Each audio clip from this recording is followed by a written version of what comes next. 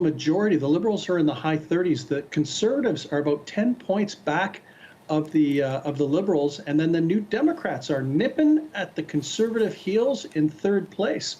So if there were an election held today, the Liberals would win. But I guess if you're the Conservatives, the good news is the election is not today. And it'll be interesting to see how the campaign rolls out. Obviously, the Liberals looking at polls such as yours and also their own internal polls saying that now is the time they see themselves as having the edge here, Nick. Absolutely. But the fact of the matter is that as soon as the election is called, it is a massive reset button on public opinion because the opposition parties will get more profile. Canadians will be examining not just the Liberal government, but all of the federal parties. And it'll be more of a level playing field, especially from a media profile and exposure perspective. One of the things I've heard, Nick, is, people I've spoken to in the last month or so, why are we doing this? Why have an election? There's a pandemic. We're now in a fourth wave. I know you've done some polling on that. We're going to bring it up. Sort of the interest, what people think about the importance of a fall federal election or not being important, as the case may be. Can you walk us through these numbers? Absolutely. As you can see, Todd, a whopping that's dripping sarcasm, by the way. A whopping 15% of Canadians think that it's outright important to have a federal election this fall. Another 23% somewhat important.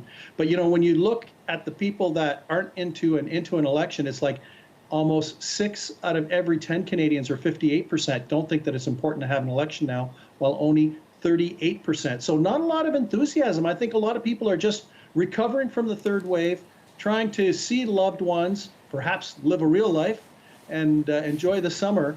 And this will be a, what do we call it, an unwelcome intrusion on the summer after the third wave. And I guess that is the wild card, Nick, isn't it, about which way this pandemic goes and the effect it could have politically on the Prime Minister.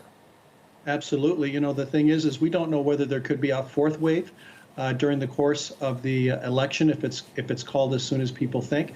The other thing that's a big wild card has to do with mail-in ballots. And in 2015, only 55,000 votes were cast by mail.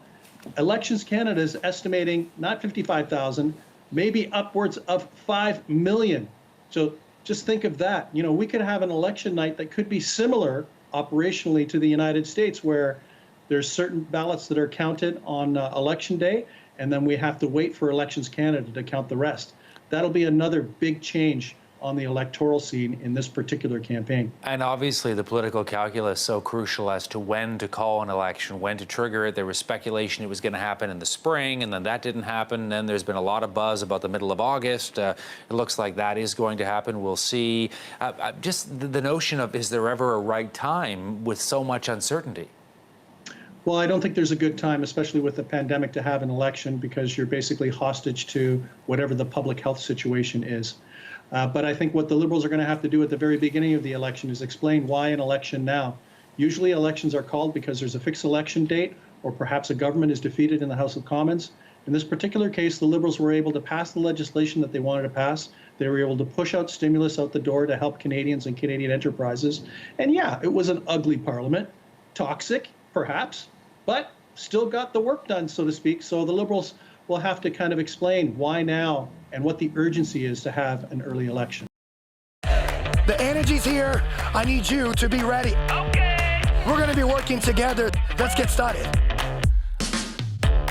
Coming off of that bike, and we're going to work that core. Find that balance. Oh, let's go, you guys. We got this, me and you.